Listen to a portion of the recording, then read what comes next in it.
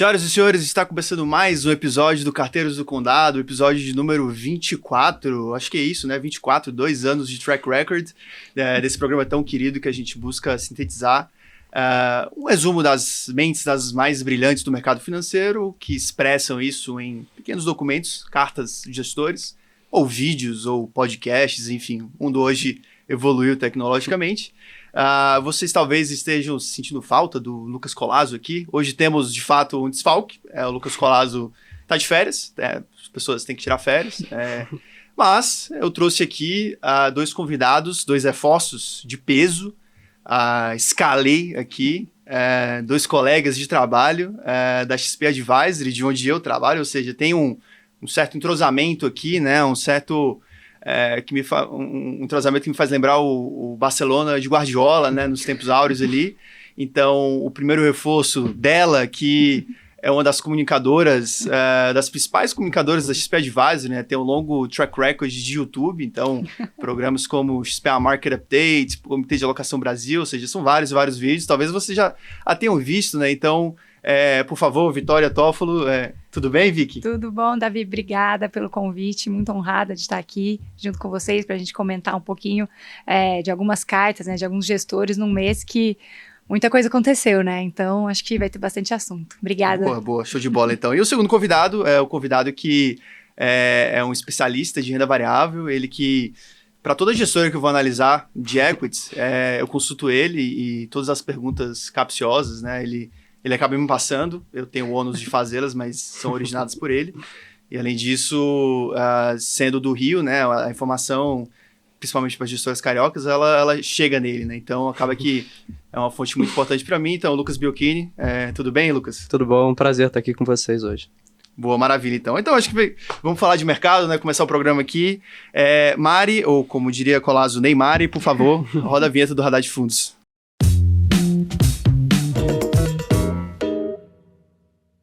Então vamos lá, né? Radar de fundos para o mês de março, que foi, acho que, montanha-russa, né?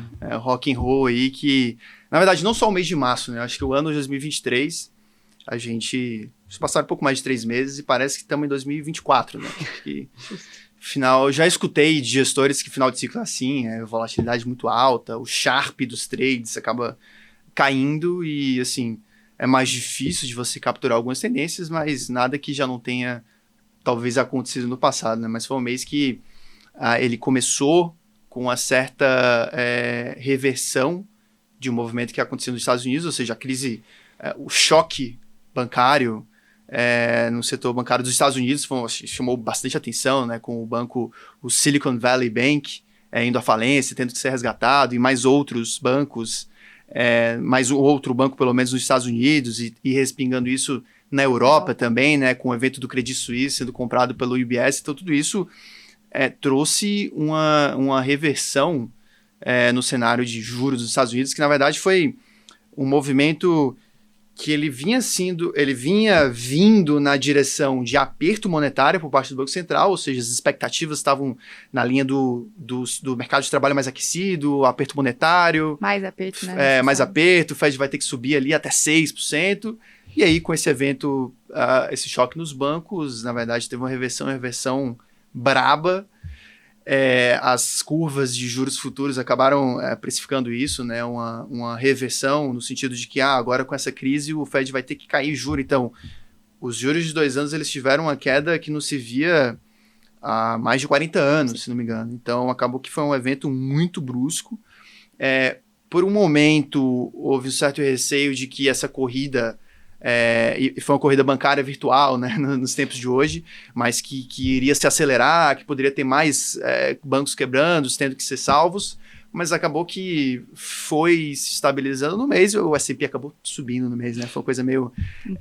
Os Big Tech salvaram, né? Tem que analisar o breakdown ali das top 7 do S&P, isso é sempre muito informativo, mas esse evento, na verdade, ele foi... na visão dos gestores, talvez um primeiro crack de talvez um quadro que pode ter vários outros, né? Então não se sabe ainda exatamente os efeitos perversos desse ritmo de alta de juros que a gente viu, né? E que alcançou a casa dos 5% nos Estados Unidos, mas que pode ter efeitos severos ainda, mas é muito incerto, né? Porque a partir do momento que você tem uma retração no crédito dos bancos e que fomentam ali, os bancos regionais, né, fomentando a economia, você tira o crédito que você dá para as pequenas e médias empresas, isso tem um efeito também perverso na atividade. Né? Então, assim, é algo que é um processo lento na visão dos gestores e que não é de se esperar que tenha essa desaceleração tão rápida no curto prazo, mas ela pode acontecer. Então, os gestores têm esse trabalho de ficar a cada dado, a cada novo sinal, né, atualizando suas convicções para poder tomar posições mais relevantes, né, seja no mercado de juros, na bolsa, enfim. Então, o cenário global ele foi muito marcado por esse quadro, e é um quadro hoje que tem uma expectativa talvez menos de menos aperto monetário do que tinha no começo do mês de março, né, em função desse primeiro susto que houve no mercado. E no Brasil, com as suas idiosincrasias, né, e talvez o que marcou a economia local aqui no começo do mês foi o Copom, né, nesse embate governo versus Banco Central versus governo, o presidente do Banco Central tendo que se impor, e de fato na ata, né, do Banco Central, do Comitê de Política Monetária, o Banco Central manteve sua postura mais firme, se atendo, né, nos dados econômicos divulgados, e o fato é que nas expectativas as também, expectativas inflacionárias hoje estão ainda muito elevadas, e isso é o fator preponderante ali para essa manutenção dos juros. Mas é algo que a cada semana, né, vem um dado de IPCA hoje sendo divulgado, próxima semana outro dado de atividade, enfim, existe uma certa volatilidade de cenário que marca a atuação dos gestores, principalmente os multimercados, né, que são mais sensíveis ao cenário macro. Então isso acaba sendo muito pertinente, né? Talvez a turma esteja trabalhando mais ou dormindo menos, não sei, mas é mais difícil, né? Então o cenário macro também foi marcado ao longo do mês, e talvez esse seja o grande evento, mas o novo arcabouço fiscal. No começo, antes da divulgação, tinha gente que falava do calabouço fiscal, né?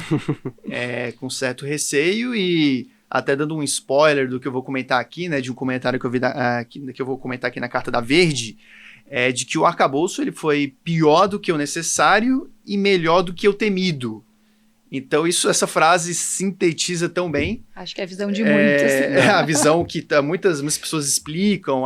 Foi dado o receio que se tinha, foi melhor do que esperado. Para o que se pode esperar de um governo de esquerda, como o PT, foi ok, né? Então, tem muitas opiniões como essas, né? Talvez no meio do caminho ali. E foi um pouco do que a gente percebeu do mercado, né? Embora não haja muito consenso se tratando de preço de ativo, né? Tudo bem que a opinião é essa, mas e aí? Vai comprar ou vai vender a B?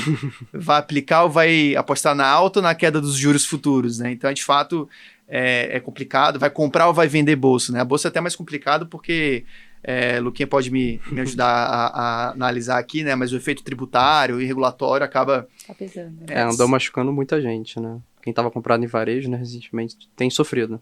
Então, acaba sendo mais sensível a tudo que foi divulgado no âmbito macro, a bolsa é mais tricky de se avaliar, mas esse foi o pano de fundo macro, né? Acho que os multimercados, como eu comentei, a gente não vê nenhum consenso, né? Embora o trabalho não seja de operar consenso, né? Gerar alfa conforme os méritos das respectivas equipes, e o que a gente vê é uma dispersão muito alta, né? Então, não é aquele cenário que todo mundo vai bem, todo mundo vai mal, ou seja, não dá para generalizar multimercado, nem tentem fazer isso, não existe... E o que a gente tem discutido bastante, né, Caixinha, olhando historicamente, eles estão, dado todas essas incertezas aqui lá fora, eles estão com um risco menor, né, porque realmente fica muito mais difícil de você fazer essas leituras, né, então realmente não está fácil para os gestores. Até diferente do ano passado, né, que tinha esse comportamento quase que uniforme dos multimercados, estão indo na mesma direção, todo mundo apostando na alta dos juros. Sim. Hoje em dia não, né, mudou.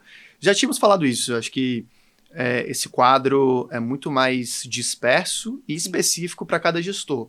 Então, é muito difícil de prever o comportamento aqui dos gestores multimercado, mas o fato é que a gente tem uma certa confiança de que uma vez que o mercado fique mais direcional e claro, eles serão os primeiros a capturar esse movimento, diferente aqui de nós, meros investidores, que eu incluso aqui, né, os movimentos acabam sendo muito mais lentos. Vamos comprar a bolsa agora, vamos reduzir a renda fixa aqui para alocar em ativos com mais risco, porque o risco a simetria está interessante. Esse tipo de movimento é o gestor de multimercado a primeira pessoa a capturar, né? Então, e aí para fechar o nosso quadro, universo de ações, temporada de resultados negativos, a maioria.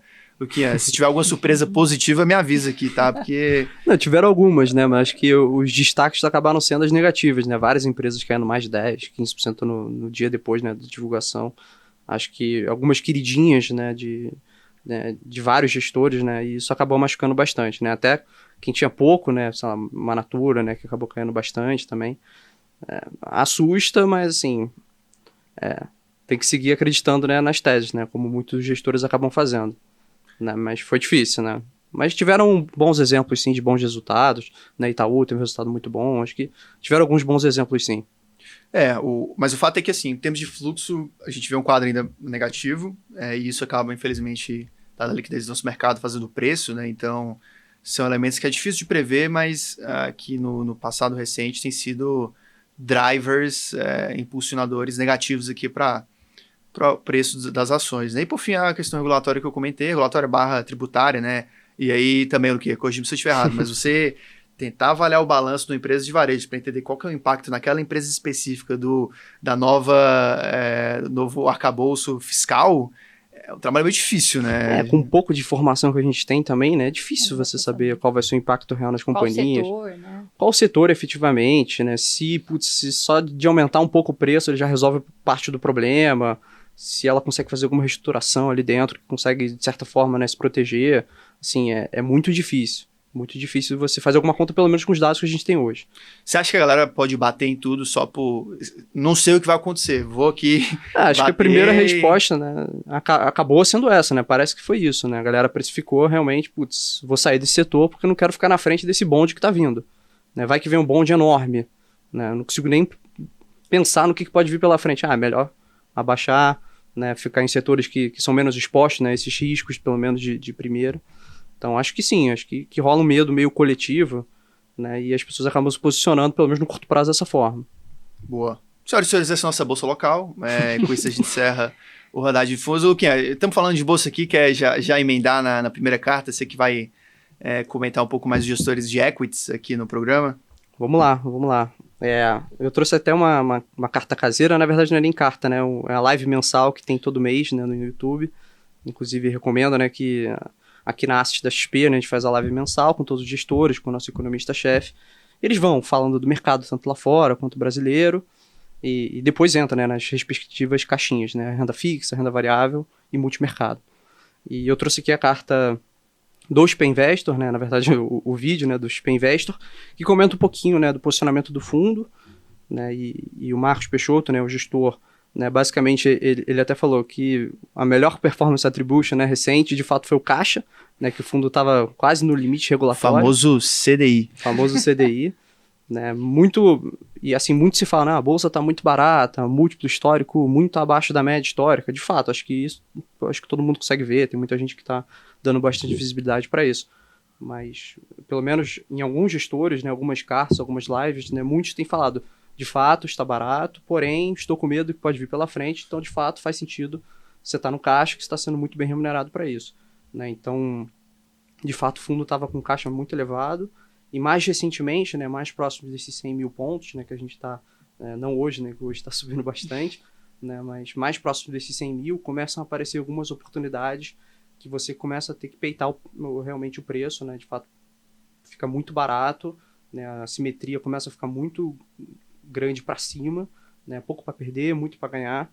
Então, é basicamente esse movimento, né, que o fundo tem feito.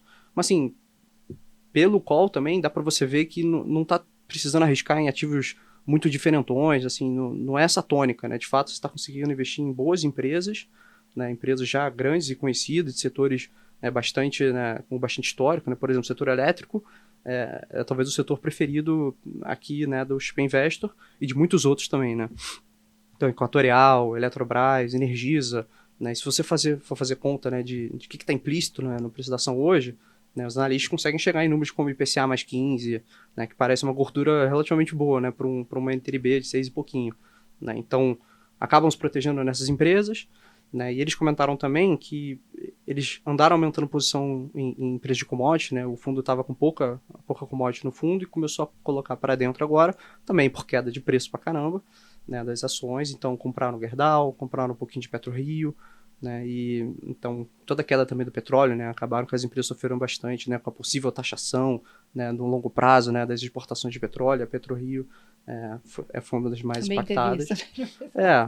Mas no mês agora, qual que foi a Junior que subiu? Foi Recôncavo? Ou foi... A Recôncavo caiu bastante. Né? Sofreu, na verdade. Então, recentemente, né, todo ano essas empresas de Junior Oil, elas lançam um relatório de certificação delas, que é basicamente, elas chamam um terceiro para avaliar as reservas dela e basicamente montam um plano, né, de desenvolvimento do campo que elas estão atuando. Né? São vários campos que cada uma atua. Né? No caso da Petro Recôncavo, acabou que veio um CAPEX e uma despesa, né, para você desenvolver o campo muito mais do que a expectativa, e a produção esperada para os campos que ela atua veio um pouquinho mais espaçada do que o esperado. Então acabou que o retorno, né, o fluxo de caixa gerado nesses ativos ficou um pouquinho mais para frente. Então começou a entrar um risco operacional que pelo menos o mercado não via antes. Então caiu 15% no dia, né, quando lançou esse relatório de certificação. Né, e de fato, assim, fazendo conta, era mais ou menos isso que deveria ter caído. Então acho que o mercado refletiu bem, né, esse medo, né, do risco operacional e também a deteriorização, né, do negócio por aumento de CAPEX, aumento também de despesa para desenvolver o campo. No caso da PetroRio e também da 3R, foi o contrário. Né, a PetroRio lançou também relatório de certificação com o custo caindo e a produção aumentando. Né, então, acho que a mensagem foi bem diferente. Então, acabou que foi um movimento que o fundo fez também de adicionar a PetroRio e acabou surfando essa onda também, tanto, né, do Brent, né, do petróleo voltando a subir, né, recentemente, e também, né, esse fato, né, do relatório de certificação ter sido positivo. Né, então, acho que, de certa forma, o fundo segue defensivo, né, segue nesses papéis, né, de elétricas, de bancos, né, e fazendo algumas outras apostas também. Então, acho que, de forma geral, né, eles até levantaram a bola que uma que tem sofrido, né, no portfólio é a Renner, né, que sofre duplamente, né, recentemente por macro vindo um pouco pior, né, ou seja, menos demanda, né, pelas roupas, né, então a dinâmica de vendas não está de fato muito boa, isso claramente reflete nas ações, né, então, e também medo, né, de algum movimento tributário, como a gente viu que aconteceu recentemente com o caso do ICMS, né, então acabou sofrendo duplamente recentemente, mas enfim, a Renner parece barata, né, agora eles até comentam, né, do valuation que tá, olhando para múltiplo, tá abaixo de 16, de 15, então são valuations que parecem bastante baratos, mas de fato você tem que acreditar na companhia, né, no que ela vai entregar aí no futuro.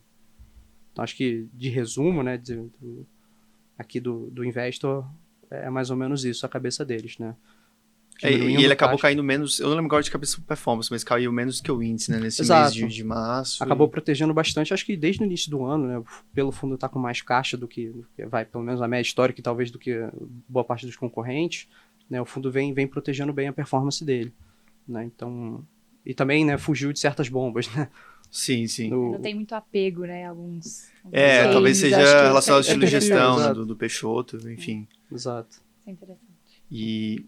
Mas, Vicky, antes de eu passar a bola para você, eu percebi uma coisa aqui que eu, como um ótimo apresentador, eu não os apresentei formalmente, né? Só mencionei o nome aqui, mas um breve parêntese aqui, né, que eu acho que vale comentar, para todo mundo que não conhece direito a estrutura da XP Advisory, né? Acho que dentro do grupo XP Asset Management, que é uma uma das gestoras mais complexas, ou a mais complexa de todo o Brasil, porque tem tanta gente boa e mandatos diversificados, né? Mas tantas estratégias, talvez todas as estratégias que possam existir, né? Mas um dos braços desse grupo gigantesco é o braço de alocação, então a XP Advisory, a gestora de alocação desse grupo, e a gente atende, do qual eu faço parte, né? Focado na seleção de gestores, mas também Luquinhas, Vicky, também integra esse time, né? Então, o Lucas aqui é o nosso especialista de renda variável, suporta com todas as análises de asset allocation, de visão de cenário macro, de gestão dos mandatos que tem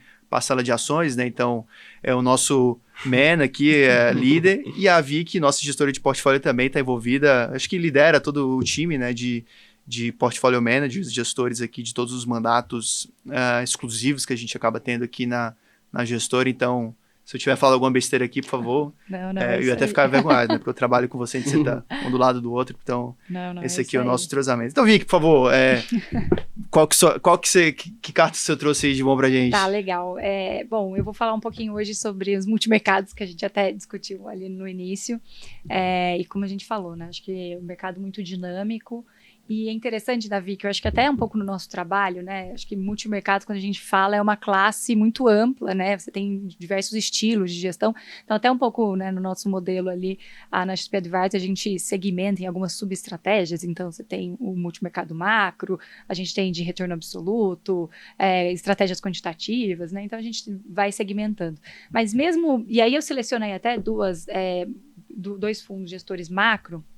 Só que, mesmo sendo macro, eles têm alguns estilos de gestão diferentes também, né? Então, eu vou começar falando sobre a Genoa, que a gente classifica aqui num modelo que é macro trading, né? Então, a Genoa é uma casa que está completando, eu acho que seus 3 anos no meio do ano, mas é uma equipe que já trabalha junto há bastante tempo.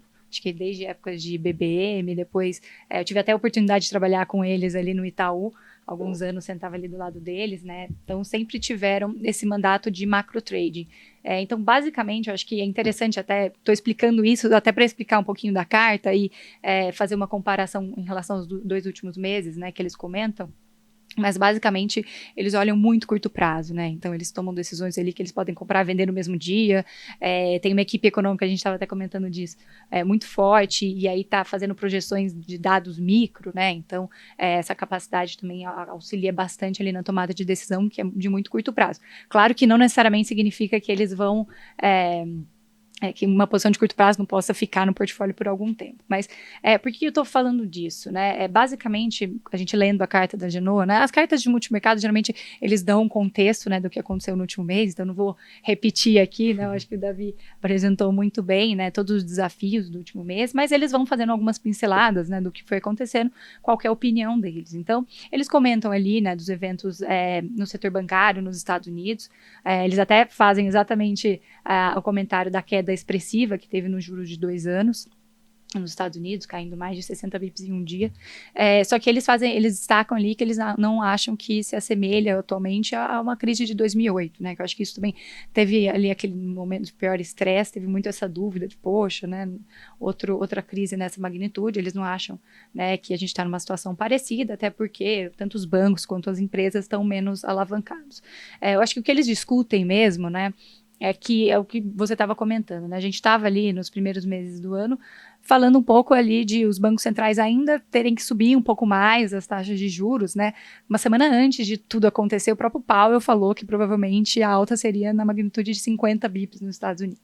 E aí aconteceu tudo isso. Então, a grande questão é que essa contração no crédito, que eu acho que, né, é um dos resultados desses eventos recentes, é assim, o quanto que ela substitui esses possíveis ajustes adicionais nos juros, né? Então, essa é uma grande discussão que eles têm ali. A gente viu que o Fed acabou ajustando subindo só 25 bips, mas é uma das discussões que ele tem, e aí eles têm, né, nesse mês, eles montaram posições aplicadas no juro curto nos Estados Unidos. Então, com esse fechamento, eles conseguiram capturar, então foi uma das posições que mais auxiliou ali o resultado, que foi um mês onde a gente viu os multimercados de maneira geral com resultados neutros, levemente negativos.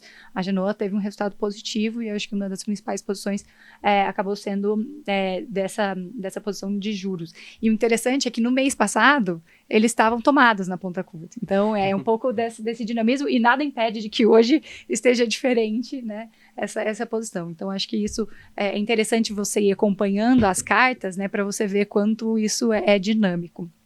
Aí depois eles entram, né, comentam de Brasil, né, então falam também do arcabouço. Eu acho que eles fazem um comentário interessante aqui, né, porque acho que a grande dúvida ali do arcabouço é assim, tá bom, tem ali as despesas, né, indexadas ali a receita, um percentual, tem uma meta de superávit ali bem ousada, diria, né? Acho que surpreendeu o mercado de maneira geral, mas a questão é assim, como isso, e a gente já até tratou um pouco disso, assim, como que vão ser arrecadadas dessas receitas, né? Pensando que a gente está entrando num período de desaceleração econômica. Então, eles até colocam ali as projeções, acho que, se não me engano, é um crescimento de 1% para esse ano, mas, assim, resultado muito bom no primeiro tri e mais leve nos demais. E a questão que eles colocam é assim, né? Se a gente tem uma punição ali, né? Se você não entrega o resultado, o piso ali do primário, é que você, em vez de 70%, você vai para 50% das despesas. Então, isso implica numa redução de apenas 14 bi, que para eles parece pouco essa punição. Então, eles acham que teria que ser uma redução maior, ali de 20% a 30%. Então, como não saiu exatamente, né, as definições, fez uma apresentação, eles acham que, poxa, algumas coisas podem ser discutidas ao longo do tempo. Mas também, em Brasil, eles também montaram posições aplicadas, então a gente viu um fechamento, né, das taxas de juros, principalmente juro nominal, então também eles teve uma contribuição positiva aí para o fundo a parte de juros, né. Então é interessante o modelo da carta, né, que ele faz então esse resumo com alguns comentários, depois ele faz um resumo também do posicionamento, então ele entra ali em câmbio, então com posições pequenas, os juros, posições pequenas, mas agora mais aplicadas, né, no mês passado. A favor da baixa dos juros, né? Isso, exato. Tal do aplicado. Desculpa, aplicados, acreditando, né, que você tenha um fechamento dessas taxas, e também vendidos inflação implícita, então a gente viu a inflação implícita, né, nos últimos meses alcançando patamares elevados, então eles acham que pode ter uma desaceleração, né, nesse nível, até hoje mesmo sai um dado de inflação mais abaixo do esperado pelo mercado, então isso acaba ajudando um pouco a dinâmica ali, esse posicionamento. E aí eles são também uma casa, eles comentam um pouquinho, mas que atuam em outros mercados, não só nos mercados desenvolvidos, né, que eu citei aqui principalmente Estados Unidos e para Brasil, obviamente, mas também, né, tem México, Colômbia, Japão, então aí eles diversificam um pouco mais, que eu acho que acaba sendo também uma expertise grande. Então, o interessante que eu queria trazer dessa carta, né, não só, acho que obviamente, os comentários de cenário, que eu acho que enriquecem sempre a nossa discussão, né, mas essa questão específica da Genoa de ser macro trade. Então, a gente observar que, eventualmente, o gestor, ele, né, tem algumas teses, às vezes, que alguns gestores só conseguem ganhar em alta de juros ou em baixa. Não, os gestores, né, muitas casas são bem dinâmicas e conseguem, com essa agilidade, com controle de capacity, né, que eu acho que é um ponto super importante, ter essa habilidade de navegar bem nesse ambiente bastante volátil. Então, esse é um pouquinho... acabei não comentando, eles têm posições em renda variável ali, mas sem grandes teses direcionais, assim. Acho que é isso. Eu acho interessante destacar aqui, até principalmente carta de Genoa, né? Que às vezes a pessoa que lê se atém às posições, né? Só que isso, na próxima semana, pode mudar. Total. E eu diria que para todo multimercado é assim, né? Então, Sim. Às vezes, para trazer um certo conforto cognitivo aqui, a gente busca entender o máximo e guarda essa informação, porque a gente não consegue atualizar essa informação sempre, né? Só que, em vez de posição, eu particularmente, eu não me apego muito a absorver essa informação, né? Eu entendo o processo do cara, então é um processo que se baseia muito na pesquisa, eles vão o detalhe do detalhe para tentar capturar as relações de causa e efeito, até um comentário mais filosófico aqui, parênteses aqui, né? Porque o bom gestor macro é o gestor que entende causalidades e correlações, basicamente, né? E tem experiência para entender o que aconteceu no passado, fresco na mente, né?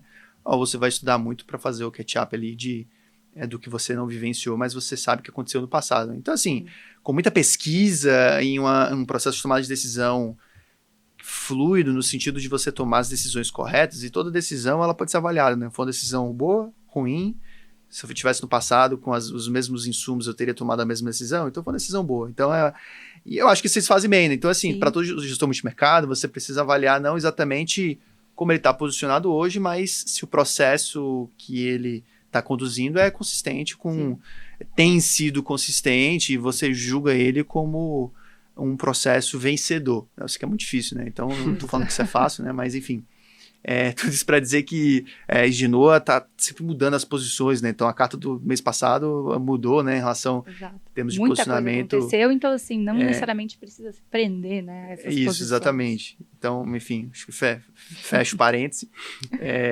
A minha primeira carta vai ser a da gestora Moat Capital, e na verdade não é uma carta, né? Acho que como o Luquinha trouxe do Peixoto aqui, é um vídeo, o Moatcast, porque na prática eles até têm uma carta trimestral, deve estar saindo em algum momento do fechamento de março, né? Mas todo mês eles publicam o vídeo, o Moatcast, e esse foi o número 43, referente ao fechamento de março. E eu queria destacar aqui especificamente o fundo Moat Capital Equity Hedge, que é o multimercado que eles têm em casa, é um fundo long short, para quem não conhece, opera posições de valor relativo na bolsa, né, compradas e vendidas, sem direcional em relação à bolsa, e o fundo subiu 3,13 no mês. Então foi uma performance bem expressiva, né, um mês em que a bolsa caiu uns 2%, não lembro agora de cabeça. Foi. Mas teve um valor negativo, né? Então o fundo que só opera ações subiu 3,13, né? Então, assim, é uma gestora que no podcast, ou sei lá como é que fala, vídeo mensal que eles fazem, eles começam destacando o cenário macro, né? Então, talvez isso que eu queria destacar aqui é o fato de eles estarem falando do cenário macro, porque nem toda casa de equities se propõe a olhar o cenário, ou então, na verdade, não a olhar, mas a incorporar isso na tomada de decisão. Porque a maioria das casas tomam decisões baseadas na análise fundamentalista, micro, bottom-up, de longo prazo, carregam posições por mais tempo, né? Então, tudo isso é o processo mais comum para gestores de equities, né? E eles são um exemplo, talvez, dos que incorporam elementos de taxa de juros dos Estados Unidos, como que o fiscal no Brasil impacta, né, a perspectiva inflacionária, o regulatório, enfim. Tudo isso são elementos que eles destacam, né, aqui no vídeo mensal, e especificamente eles comentam de uma tese da carteira do fundo que eu queria destacar aqui, que trouxe cerca de metade desse retorno mensal aqui que eles tiveram, quase metade, que foi uma tese vendida no banco Silicon Valley Bank, né, o SVB.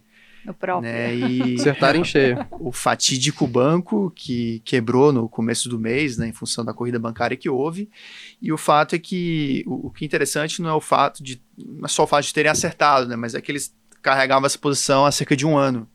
Eles contam no vídeo, né, que depois de uma conferência que o gestor foi com o analista de tech lá nos Estados Unidos, eles não conheciam bem o suficiente para analisar, né, o banco, e se depararam com aquela instituição. Depois fizeram o dever de casa, analisaram o balanço e tudo mais, e concluíram que tinha uma certa fragilidade, né, esse descasamento entre o que o banco recebe, o prazo do que recebe como depósitos e o que empresta, né, o prazo dos ativos, dos créditos que concede. E aí decidiram fazer esse trade short, né, e no caso era, na verdade, um par, assim como uma parte das teses que eles carregam nesse fundo long short, né? Tem uma ponta longa e outra ponta short. E nesse caso, era uma posição comprada no banco JP Morgan, acho que é o maior dos Estados Unidos, né? E uma posição vendida no SVB. Uau! Né? Então, eles tinham ali, acho que, uma posição de 1%, nem tanta coisa, né? Mais dado o movimento. Mais dado o movimento, né? Trouxe um alfa relevante, né? E aí, eles até comentam também de algumas outras teses mais do micro, aqui no Brasil, né, o fundo longo base deles também, né, que está com net mais baixo, em função de todo esse cenário turbulento aqui no Brasil, mas especificamente o Equity Hedge, né, como eu comentei, ele tem um direcional neutro, né, então ele não é impactado tanto por esses movimentos direcionais de bolsa. Eles até na lâmina mensal comentam aqui 1,7 de exposição direcional, mas boa parte das posições que eles carregam são posições que a gente chama de intrasetoriais, né? Então, dentro de um mesmo setor, eles têm 88% do fundo com esses pares intersetoriais, e também lá fora a mesma coisa. Nesse setor bancário, por exemplo, né? Compra um banco com um balanço parrudo, outro banco com um balanço mais fraco. Estou generalizando porque eu não manjo de equities aqui, né? Mas as posições intrasetoriais globais também são a parte representativa da carteira. Aí tem um pouco de arbitragem que eles podem fazer, teses entre setores, né, intersetoriais. Esse é um pouco do fundo. Eu queria destacar aqui um resumão do vídeo, né, do Multicast número 43. Bom, Luquinhas, eu sei que você trouxe uma coisa diferente aí pra gente também. Estamos aqui na expectativa. O que você manda de bom aí? Então, o Davi, ao me convidar, né, para participar aqui, me pediu para trazer uma coisa diferente, né? Acho que a Molt, né, nesse estilo dela, né, investe, né, em empresas lá fora também, né, que tem se tornado algo cada vez mais comum, né, aqui no Brasil, né, mais gestores, né, dedicando mais tempo, né, e recursos e risco, né, para o mercado acionário, principalmente americano, né. que é onde o capitalismo venceu. Sim, e onde o value investing de verdade funciona e, enfim, tudo que a gente lê, né, de teses, né, de teoria, de fato lá se comprovou, né, como algo que funciona. Então, eu resolvi trazer aqui uma carta de um fundo que, na verdade, é canadense, né, chamado Giverny Capital, né, então um fundo que só tem cartas anuais, inclusive na semana passada eles soltaram a carta anual de 2022 deles, né, e quem toca o fundo é um gestor chamado François Rochon, né, então, de fato, ele é canadense, né, e lançou o fundo em 98, né, e ele tem... O portfólio dele é basicamente empresas globais, né, mas existe uma parcela muito grande de empresas americanas. Ele até tem um fundo dedicado a empresas canadenses, mas assim, o fundo americano dele, né, se ele fosse um gestor puro americano, entregou na verdade, de 93 até hoje, né, 2022, ano fechado, que ele até caiu mais com o S&P, né, ele entregou 13,6% de retorno anualizado versus 9,6% do S&P. Né, então, acho que todo mundo fala, não, pô, se ninguém ganha do S&P, existem alguns que ganham, né, e eu acho que para todo analista, né, de ações, né, que se interessa muito, né, por entender de empresas, né, entender de bons negócios, acho que faz sentido ler a carta, né, de fundos estrangeiros que investem, né, em empresas globais. E assim, acho que esse é um fundo clássico do cara que investe em boas empresas, né, com vantagem competitiva clara, né, que crescem, geram lucro, né, geram caixa, tem ampla possibilidade de reinvestir o caixa que ela gera em bons investimentos. Então, assim, é aquele negócio que você vai em todas as caixinhas. Exato, pensamento de longo prazo. Então, assim, acho que eles tiveram bastante sucesso, né, e trazendo pincelando, né, algumas coisas das cartas, da carta de 2022, no caso, ele comenta muito do mundo que a gente está vivendo hoje, né, um mundo que parece que vai ser mais inflacionário, pelo menos do que a gente viveu, né, no passado, né. Muito se fala também, putz, os últimos 10 anos do S&P, 15 anos, foram anos que não vão ser replicados pela frente, né? Vai ser um mundo mais difícil, com menos crescimento, mais inflação, né? E a defesa, né, do fundo, né, do Giverny é que para você ter sucesso, né, nesse ambiente, né, mais difícil, você tem que estar investido em boas empresas, com boas vantagens competitivas, que elas vão conseguir repassar preço com consistência, né? Talvez não no ano 1, talvez não no ano 2, mas...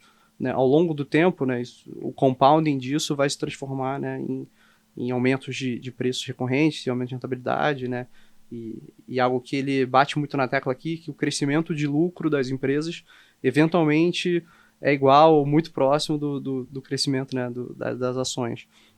Ele até faz um estudinho, né, mostrando, quanto que cresceu o lucro das minhas empresas ao longo dos anos, né, e o retorno composto disso é muito parecido com o retorno composto do quanto as ações andaram.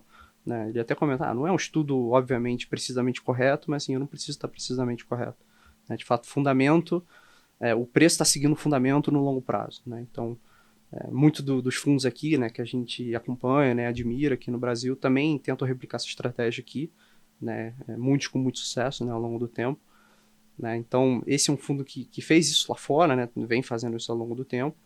E assim, outlook para 2023, assim... É até meio chato falar, né? Mas a cabeça é muito parecida, assim, de fato, ter boas empresas, comprar a um preço razoável, assim, aquele beabá que é simples, mas é muito difícil você replicar e fazer dentro de casa, né? Mas é algo que ele está tentando fazer lá, né? Eu vou até listar algumas empresas que ele investe, né? Então, ele investe na Berkshire, né? A empresa do Warren Buffett. Ele investe na Markel, que também é uma seguradora que tenta replicar, né, o sucesso da Berkshire, um modelo de negócio muito parecido. Investe numa empresa varejista que parece, né, uma loja de conveniência nos Estados Unidos, chamada Five Below. Aí investe em empresas industriais, né, investe na Charles Schwab, Google, CarMax, né, que é uma empresa marketplace, né, de carros usados, Visa, enfim, várias empresas assim muito conhecidas, outras nem tanto, né, acho que várias nem tanto. Né, e por fim, acho que uma parte, talvez a mais interessante para mim, é que ele faz um exercício de humildade muito interessante, né, no final da carta, que ele lista os 3 principais erros que ele cometeu no ano e nos últimos 5 anos. Então, ele bota... Isso aí, arrisco dizer que eu acho que eu nunca vi, né, explicitamente numa carta de gestor brasileiro. Ele explica os principais erros dele, né, todo ano tem erros diferentes. Né, ele listou aqui uma empresa chamada Texas Roadhouse, que é como se fosse um Outback americano, que ele Aí ele até, é um caso até cômico, ele comenta, putz, sempre que eu vou para os Estados Unidos, eu sempre tenho oportunidade, eu acabo nunca indo, eu deveria ter ido, que vai ver, eu teria comprado ação, assim, ação. Ele deixou passar em 2017, o negócio se multiplicou por 3, né, em pouquíssimo tempo. Deixa eu só fazer uma observação, Claro. Isso é super interessante, porque às vezes a gente vê teses que não deram certo e prejudicaram o resultado, mas tem muito também do que passou, né, ou que também você não fez e foi bom você não ter feito. Exato. Então isso, às vezes, é difícil de quantificar e de tangibilizar, mas é super importante também. É isso, ele comenta essa que ele deixou passar, comenta uma que ele comprou, segurou por 16 anos e vendeu em 2020, logo antes da pandemia explodir. Aí porque ele achou que o crescimento ia diminuir, de fato a empresa operou muito bem, que é a O'Reilly Automotive, né, que é uma empresa basicamente que vende, né, peças para carros nos Estados Unidos. Então a empresa também se multiplicou logo depois que ele vendeu. E talvez o maior erro de todos, né, de muitas pessoas, talvez, né, LVMH, né, que mais recentemente, né, a Louis Vuitton, né, performou super bem na pandemia, né, com luxo bombando, né, agora com a abertura de China, né, as empresas embaixo, né, do conglomerado da LVMH, de fato, estão se despontando como itens muito desejados, principalmente pelos mais ricos chineses agora, né, e tem demonstrado um crescimento muito interessante, né, isso fica claro nos resultados e está bombando a ação. Então, esses são os principais erros dele, né, e eu acho que é um exercício muito legal de você fazer para os seus partners. Ele fala muito isso.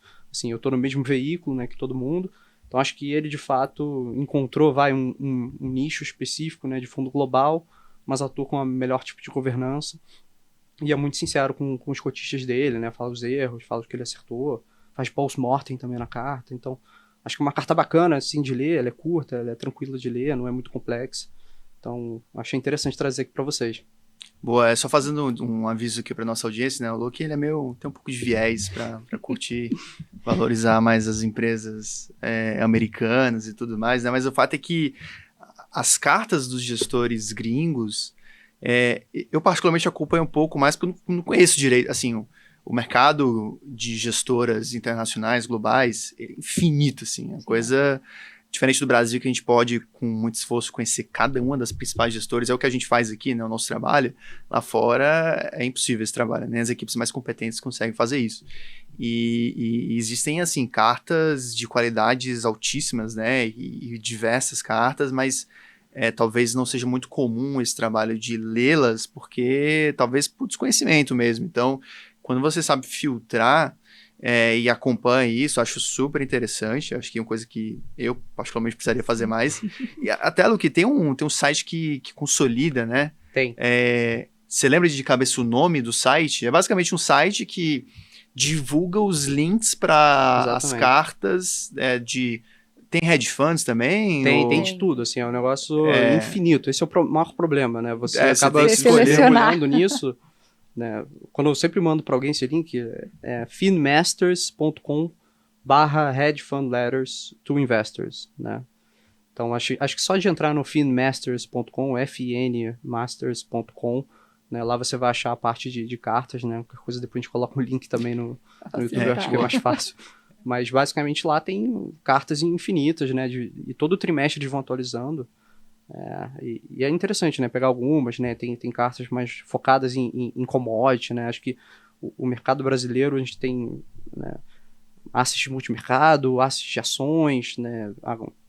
E outros, né? Outras caixinhas estão nascendo, né? Ficando cada vez mais fortes. Lá fora, assim, é um mundo de boutiques de especificidades muito maiores do que a gente tem aqui hoje, né? Naturalmente, a gente evoluindo provavelmente vai chegar num mercado assim, né? Aqui a gente tem um pouco o modelo, talvez, de prestação de conta, né? Assim, dependendo da... o modelo é diferente, né? O modelo um pouco... Assim, claro que tem gestores que até ampliam um pouco essa periodicidade para fazer algo mais completo, mas acho que alguns outros demandam um pouco isso, né? Poxa, o que você viu esse mês? O que aconteceu? O que você fez? Então, assim, por isso que tem essa diferença. É isso, e lá, assim, é tão grande, né?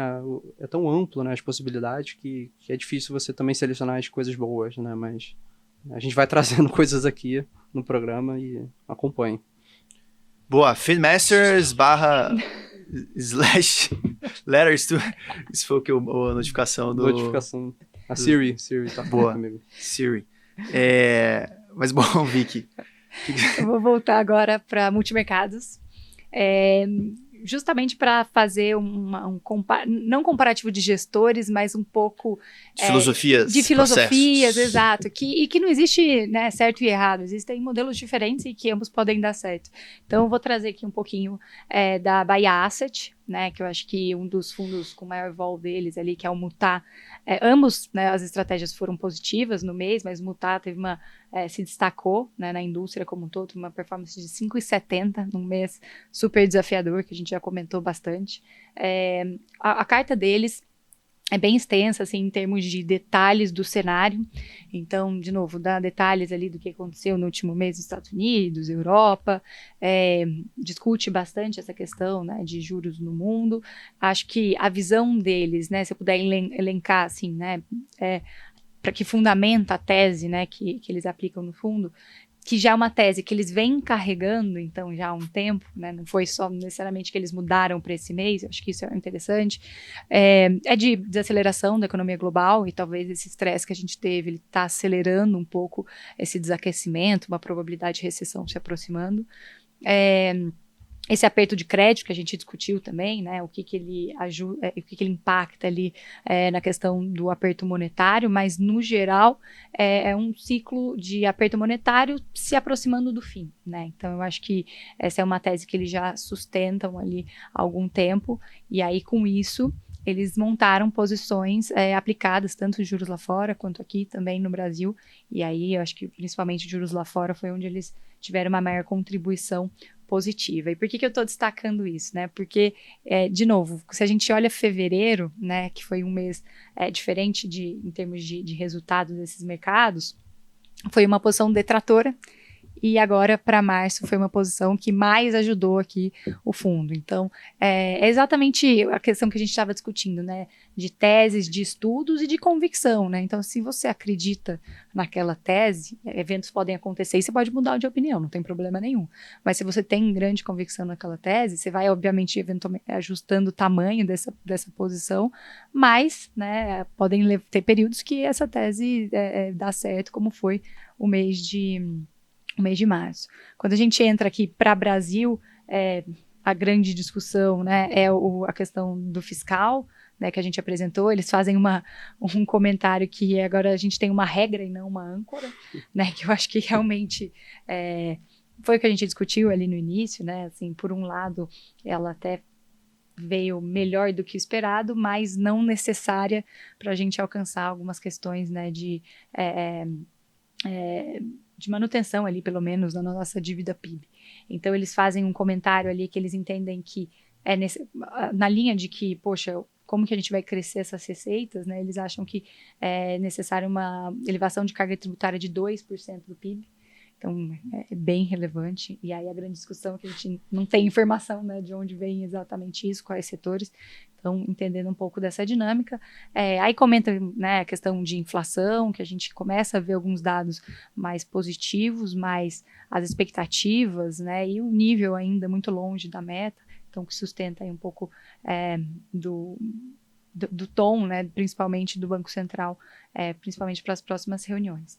E aí o que eu comentei é justamente um pouco das posições que ele entra ali mais em detalhes, né, ele quebra em renda fixa, renda variável também, atua em diversos mercados, né, um gestor super renomado, né, uma equipe altamente renomada aqui nos multimercados, então diversifica bastante, mas as maiores posições vieram aplicadas nos juros no mercado internacional e aplicadas em inclinação no Brasil também, que funcionou.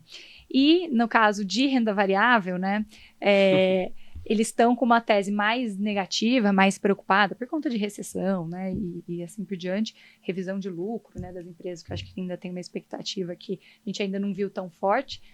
Então, eles já tinham essa tese desde fevereiro. Fevereiro foi um mês que a bolsa caiu, então isso contribuiu positivamente, e agora nesse último mês o contrário, né? Como a gente destacou, acontecendo tudo isso, o S&P subiu e eles mantiveram essa posição vendida. Então, a parte de renda variável foi detratora, mas mesmo assim, a renda fixa contribuiu tanto que o fundo teve uma super performance no mês. Então, acho que eu quis trazer essas duas, né?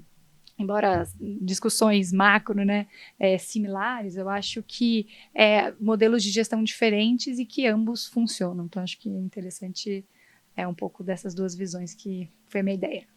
Esse é um bom exemplo até para a gente mostrar um pouco de comportamento de multimercados, porque... e só um disclaimer, eu acho que a gente tem um conjunto de fundos multimercados que a gente monitora, né? Acho que mais de 300 multimercados, e o Bahia Mutar foi, acho que top 3, uma coisa assim do setor, então, da classe, então foi um retorno bem expressivo no mês de março, mas o fato é que no mês de fevereiro ele teve uma queda importante, né? Então, para você, nosso ouvinte aqui, Zé Cotinha, que busca sair dos fundos quando eles caem, sem antes entender o devido nível de risco que você está correndo, o fato é que esse fundo, poxa, tem uma volatilidade de alvo de 10 a 12, uma coisa assim, ou seja, é alto. Aperte os cintos e se você não está preparado, seu estômago não vai aguentar, né? Então, o fato é que ele começou o ano, uma leve queda, menos 0,23, tô com a minha colinha aqui. Fevereiro caiu menos 6,65.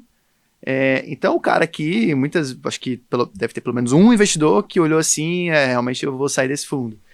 E aí o fato é que em março subiu 5,90 e esse mês, até o momento que a gente grava essa live aqui, está subindo 1,54, tudo bem expressivo.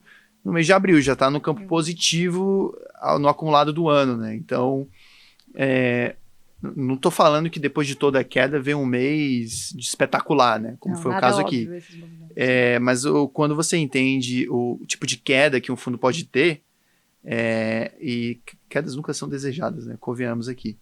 Mas você entende que pode acontecer. Né? E a tese por trás, né? Eu acho que assim, se faz sentido, né? Sim, poxa, e que eles carregaram, né? Enfim, acho que tá no trabalho o mérito do gestor de transformar isso... De ajustar tamanho, acho que tudo isso... Gestão de risco, né? Exato, digamos assim. Super importante. O foco tem que ser no retorno composto no longo prazo, né? Senão, você ficar preso a um dia de cota... Não, e ajustado ao risco, né? Assim, exato. Boa, então eu vou já emendar aqui, pegar duas em uma, tá? Para fechar a minha parte. A primeira delas é a carta da Tenax Capital. A Tenax que tem, mensalmente eles divulgam um boletim mensal, que é como se fosse uma carta, pelo que eu entendi ali, mas também a cada trimestre eles fazem um estudo mais elaborado, o último, se não me engano, foi voltado para a China, e esse agora, referente ao fechamento de março, mais voltado para o mundo de equities e especificamente o setor do agronegócio, né, que é um setor tá em alta, né, acho que muita gente está falando que está salvando aí o PIB nesse ano, ajudando o câmbio também, né? A bolsa. São poucas empresas. Poucas empresas, né? várias. Esse tem uma certa contradição, né? Porque em termos de mercado de capitais... mais renda fixa, né? Acho que no crédito, os FIAGROS, né? Surgiram, acho que em 2019, se não me engano, e foram uma febre, né? Tem captado horrores. Mas no âmbito no universo das dívidas, isso acabou penetrando mais, mas no mundo de equities nem tanto, né? Então, mas ainda assim eles divulgam, né? Acho que um estudo bem interessante aqui do setor, que é uma coisa que a gente não vê muito, né? Uma carta temática no mundo de equities, né? Acho que nem todo mundo dedica as cartas aqui para temas específicos, e eles falam aqui, né? E só um parênteses aqui, a Tenax, porque não sabe, é uma gestora relativamente nova, né? Então ela surgiu há um pouco mais de um ano. Os fundos que tem o vertical multimercado de equities, mas começaram acho que logo antes do início da guerra da Rússia e da Ucrânia, desde então, um período fácil para a bolsa, né, Luquinha? Para gerir equities. Então eles têm essas duas estratégias, long only e long bias, desde então, né? Mas eles comentam na carta, né, um pouco das características do setor, né? Acho que todo mundo fala o agro é pop, o agro é top, né? Mas é um setor de alto crescimento, né? Então, o crescimento médio ponderado dos últimos 10 anos, na casa dos 2 dígitos, tem uma alta representatividade do PIB brasileiro, embora, como a gente falou, não está expresso em ativos para você investir, mas ele tem uma relevância bem importante no nosso PIB. É um setor muito resiliente, né? Então, em termos de sofrer aqui com cenário macro, ele, na verdade, tem uma correlação mais baixa com o cenário macro, né? Isso... Mais questão de chuva, né? Tempo questão de clima, são o clima coisas impacta bem mais. Idiosincráticas aqui do setor agro. Tem receitas dolarizadas, né? O Brasil como um exportador aqui relevante, né? Líder para algumas commodities, grãos, né? Principalmente, né? E uma demanda crescente e menos elástica, como a gente fala aqui, né? são alguns dos elementos que eles explicam na carta aqui, né? Por que chama tanta atenção? Acho que imagino que muitas pessoas concordem com isso, né? E fora a questão, acho que todo mundo sabe das vantagens competitivas de clima e geografia do Brasil, né? Então, o Brasil não é o maior produtor, exportador líder, né, de algumas commodities à toa, né? Porque realmente toda a questão climática e geográfica, ela ajuda muito o Brasil em métricas de produtividade e, consequentemente, as empresas que são voltadas para a produção. Fazem um bom trabalho, né? E porque tem uma boa gestão, um longo histórico, de boa atuação e tudo mais, né? E com isso, eles mencionam, né, dedicam aqui um espaço para falar de duas empresas que eles carregam nas carteiras, que é a SLC Agrícola e a Três Tentos. Eu acho isso interessante aqui de comentar, né? Porque eu acho que não é muito comum, e até, Luquinhas, você pode me confirmar, né? Primeiro de você ter um analista voltado, dedicado para o setor de commodities como um todo, né? Não é que ninguém tem, mas talvez não seja presente em todas as gestoras. E especificamente no agro também, né? Eu acho que talvez pelas características de terem poucas empresas ou a liquidez talvez não tão grande quanto as blue chips, né? Para os grandes gestores multimercados que tem lá bilhões e bilhões sob gestão, essa galera nem olha para essas empresas, né? Então, isso pode acabar sendo uma oportunidade, né, na minha humilde opinião. E a SLC acaba sendo uma empresa que está listada há bastante tempo, acho que há mais de 10 anos na Bolsa, né? Tem um market cap de 10 bi, se não me engano, é mais líquida. E a Três Tentos, ela teve um IPO, acho que em 2021, há menos tempo, né? É uma empresa menos líquida. Mas a SLC Agrícola, ela é uma empresa que você pode encarar como um grande fundo imobiliário, né? É bom que o Luquinhas está aqui, que ele me corrige aí, me ajuda a explicar, né? Mas ela está entre as maiores produtoras e exportadoras de soja, algodão e milho do país, né? Então ela detém várias propriedades, né? E o modelo de negócio é você comprar terras em que ela julgue que tem um potencial alto de aumento de produtividade, e com isso você vende lá na frente com um ganho, né, do valor dessa terra. Você pode até arrendar a terra também, enfim, você melhora a produtividade com a sua competência, né? Enfim, com a sua experiência naquele setor. Tecnologia, o uso de novas tecnologias. Até a galera eles comentam na carta aqui, né, as fases da agricultura. A agricultura 1.0, a gente está na 5.0 desde 2015, tá? Eles comentam aqui. E é uma empresa que é referência em produtividade, né? E tudo isso para explicar os pontos positivos, e no bottom line aqui é preço, né? Então, nada adianta ser um case ótimo se não tiver barato, né? Então, eles explicam, né, por diversas características aqui dos modelos de fluxo de caixa, TIR real implícito, eu sei que é um termo mais técnico, de 13%. Então, enfim, eles comentam aqui de SLC Agrícola, né? E a Três Tentos, como eu comentei, uma empresa menor, né, mas ela é líder de revenda de insumos agrícolas do Brasil, tem como os pilares rede de revenda de insumos, né, como eu comentei, atua nas indústrias de óleo de soja, biodiesel e farelo, e comercializa grãos também, né? Então, são alguns dos pilares do modelo de negócios da empresa. Tem como um dos drivers de crescimento expansão da área plantada no país.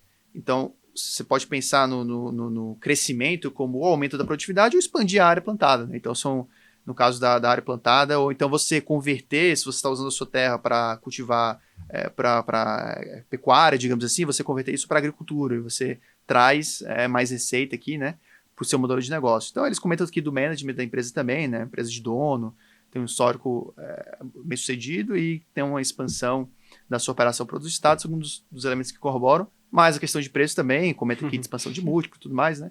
Acho interessante mais para exemplificar alguns elementos mais do micro aqui da parte do setor do agronegócio. E para finalizar, por último, mas não menos importante, queria trazer mais uma carta aqui da Verde Asset, né, a emblemática Verde.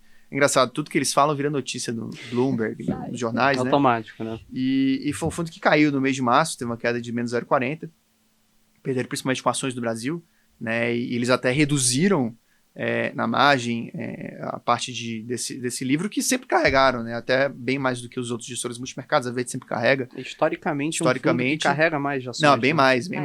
A exposição em ações do Brasil. Eles estavam com o quê? Com 30, mais ou menos, né? Eles, não, um pouco mais de 20, talvez, né? Porque o nível neutro aí entre 25 e 30 estava próximo de 20. Mais pra baixo. Então deve estar abaixo de 20, julgo eu. Eles não falam na carta. E também tiveram perdas com a posição inflação implícita, comprada na expectativa de que vai aumentar a inflação, né? Talvez mais como uma proteção para a carteira em função de todo a questão fiscal no país. E também eles estavam no grupo que estava apostando na alta dos juros curtos dos Estados Unidos, que sofreu bastante, mas com posição menor, né? Então eles não sofreram muito. O que é interessante aqui, que eles destacam na carta, são 2 pontos, né? Então lá fora, a questão de que o mercado precificou, o evento dos bancos lá nos Estados Unidos foi um choque tão grande nas curvas de juros que eles acham esse movimento um pouco exagerado. A economia está resiliente, a inflação está persistente.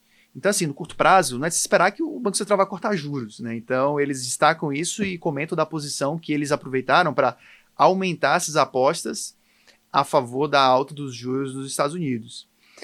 Então, basicamente... até te interrompendo, assim, eu acho que é um pouco que a gente acredita, né, assim, isso traz uma dificuldade, talvez a gente se aproxime do fim, mas foi o que a gente viu, o Fed subiu juros, o Banco Central Europeu subiu juros, é claro que tem todas as incertezas, mas se espera ainda alguns ajustes, e mais que isso, acho que mais importante que isso talvez não ter cortes ao longo de 2023, que era o que o mercado precificava. Então, para você ganhar dinheiro, questão, não é né? que você precisa que o juros suba, é só que ele não caia. Exato. Quanto que está precificado no mercado, né? Então, um pouco do game aqui dos multimercados, mas esse foi um pouco do que marcou, né? O que eles comentam na carta. Aqui no Brasil, já deu spoiler no começo aqui de que o arcabouço fiscal, eles comentam que consegue ser ao mesmo tempo pior do que o necessário e melhor do que o temido, né? Então, esse meio termo, mas destacam os diversos desafios de como é que você pode conseguir o nível de receita, enfim, de ter que fazer esses ajustes pelas receitas do governo, a arrecadação.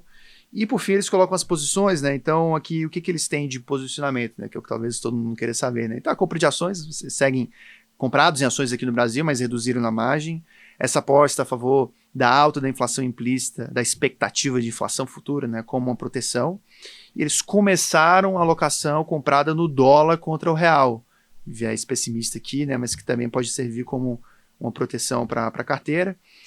Posições em crédito no Brasil, que são mais idiosincráticas, e na parte global, já comentei aqui mais essas apostas a favor da alta dos juros curtos nos Estados Unidos, compra de inflação também nos Estados Unidos e comprados em ouro na parte de commodities aqui, né, uma tese mais específica, mas que eles têm carregado há algum tempo. Parte de petróleo. Para muitos é proteção. Acaba sendo, né? uma proteção aqui na carteira, né?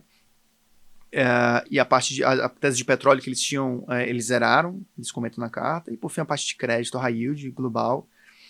Enfim, essa é a carta da Verde, né? Minha última parte aqui. Luquinha, você tem mais um aí?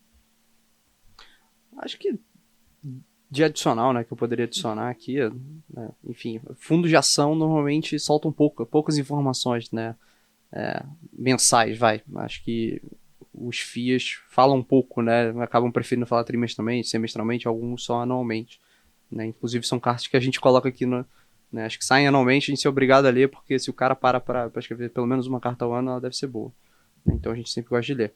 Mas um vídeo que inclusive saiu hoje, né, foi até o da Encore, e assim, a cabeça dele está relativamente parecido com o que eu falei anteriormente, né, acho que algo que o gestor comentou, né, que eles estão sendo muito bem pagos para não tomar muito risco, né, e aí falou, novamente, a gente está com carteira defensiva, né, estava com mais caixa antes, agora está com bem menos caixa, né, então acho que, de forma geral, esse valor, né, de 100 mil pontos da bolsa tem feito os gestores começarem a se coçar e falar, cara, tá estranho, eu não sei o que pode acontecer para essa bolsa subir, pode ser qualquer coisa, pode ser um dado de inflação minimamente melhor, pode ser alguma coisa que alguma pessoa do governo vai falar, mas assim, começa a chamar atenção tanto o valuation, que eles acabam aumentando a participação, né, em algumas empresas, e eu acho que essa tônica, né, de não preciso me arriscar muito, né, não preciso comprar coisas que small cap, não preciso fazer apostas muito, muito específicas, né, porque tem boas empresas,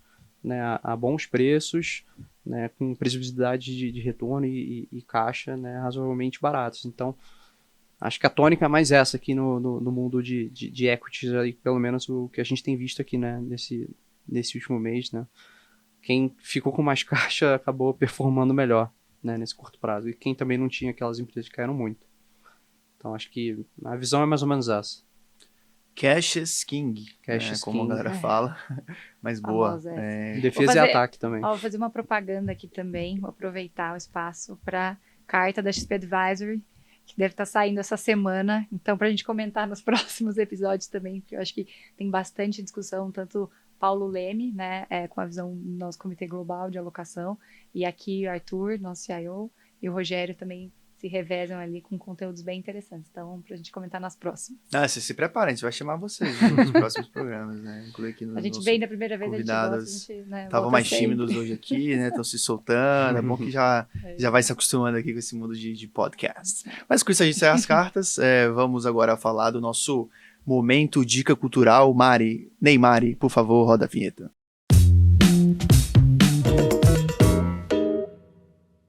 Vou começar aqui então, e aí eu não sei se a gente vai plotar aqui na tela, mas a minha dica é de um livro chamado More Money Than God. É um livro, não sei se tem tradução para português, acho que não, tá? Mas é um livro que ele conta a história da indústria de hedge funds, principalmente nos Estados Unidos, né? Eu tô lendo esse livro, tô no capítulo 3, então mais de 400 páginas, então é bastante extenso. E já tá recomendando, então deve ser bom. Então, justamente, porque eu realmente o conteúdo de história, qualquer que seja, eu acho assim muito interessante, né? História do Brasil, dos Estados Unidos, da China. Não que eu estude, mas eu acho interessante. E especificamente na indústria que a gente trabalha, indústria, no meu caso aqui, análise de fundos, você entender como começou. Primeiro do Brasil, a gente fez esse estudo recentemente, né? Um estudo chamado XPA for Insights, não sei se vocês acabaram checando, né? Mas a gente cavou bem a indústria aqui local, e esse livro, ele fala da indústria lá fora. Então, tem uma defasagem de talvez uns 40, 50 anos. Eu ia chutar. Por aí. Então, e especificamente no universo de hedge funds, né, que foram talvez os grandes protagonistas da inovação no ecossistema de gestão de recursos, né, e eles falam do surgimento do que é supostamente conhecido como primeiro hedge fund. O primeiro capítulo é sobre um gestor chamado Alfred Winslow Jones, né. Ele inventou um mandato que não só comprava, mas vendia ações. Tão óbvio hoje, né?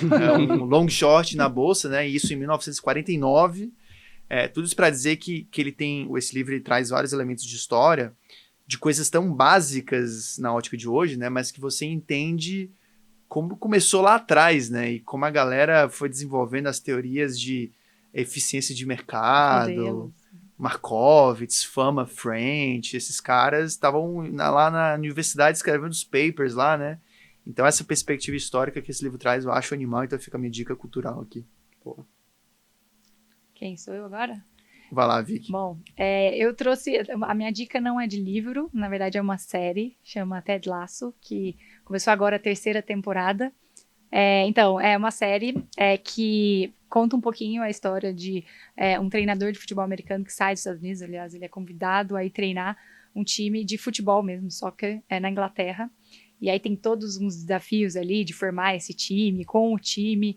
Eu acho que o legal dele, além de ser assim, uma comédia super leve, que eu acho que é importante também pra gente no dia a dia, né? Você chega em casa ali, né, desse mercado, então você dá uma descansada. Acho que ele traz algumas pensamentos interessantes de liderança, de tirar o melhor do time, de ambientalização, num país diferente. Tem questões de psicologia também, né? Acho que tanto de time quanto individuais, profissional, pessoal. Então, assim. E ele é um cara muito positivo, né? Acho que, apesar das coisas negativas que acontecem, é um cara positivo o tempo todo. Então, acho que. Disciplina.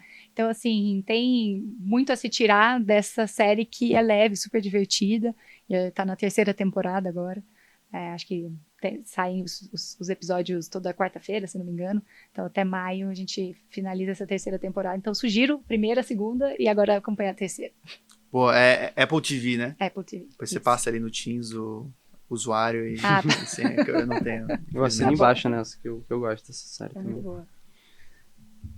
E por fim, né, eu trouxe aqui um livro, né, de mercado, né, naturalmente mais focado no mundinho de ações, né, Ricos, Sábios e Felizes, né, Richer, Wiser and Happier, do William Green, e ele até tem um podcast também com o mesmo nome, né, no YouTube, né, que ele entrevista não só as pessoas que ele entrevistou, né, para fazer esse livro, né? Mas também, né, ele conta outras histórias, né, que ele já teve no passado, né, de acompanhamento de mercado de forma geral. Mas é basicamente um livro que ele entrevista vários investidores, né, é uma coletânea, né, de entrevistas que ele fez ao longo de vários anos, né, com vários investidores super conhecidos e outros bem pouco conhecidos também, de forma geral. Mas acho que é muito interessante que ele conta sobre a vida da pessoa, as decisões que ela tomou, né, para ela de fato seguir o negócio dela, né, seja abrir um fundo, seja tocar um fundo, seja sair de uma instituição muito grande para uma instituição menor, né, seja a estratégia de investimento efetiva que a pessoa segue, né, inclusive tem até o exemplo do Mohnish Pabrai, um investidor que basicamente tentou replicar a estratégia do Warren Buffett, só que de uma forma muito concentrada. Então um cara que toca um fundo com 3, 4 empresas, muito concentrado, mas que também teve sucesso aí ao longo dos anos, né, entrevista a Howard Marks, o Greenblatt, né, o Charlie Munger também é uma das pessoas entrevistadas ao longo do livro. Então, 100 anos, né? Exato. Acho que ano que vem ele faz 100 anos, né? Então é um livro super interessante para quem se interessa pelo mundo de ações, né, de forma geral, e também, né, mais um que aproxima, né, de investimentos globais, né, também para pensar nessa cabeça de diferentes empresas, né? Então é basicamente isso. Difícil escolher uma só, né? Eu mandei vários. Tinha separado 7 dicas culturais. Cara, escolhe uma só, senão a galera vai ficar perdida. Boa, maravilha. Acho que é isso então, pessoal. Como eu falei, vocês se preparem para os próximos episódios. Vamos chamá-los novamente. Adorei. Obrigada pelo convite. Então é isso, pessoal. Eu acho que o Collazo aqui falaria, sigam-nos nas redes, nos canais aqui do Stock Pickers. E é isso. Até o próximo mês. Obrigado. Tchau.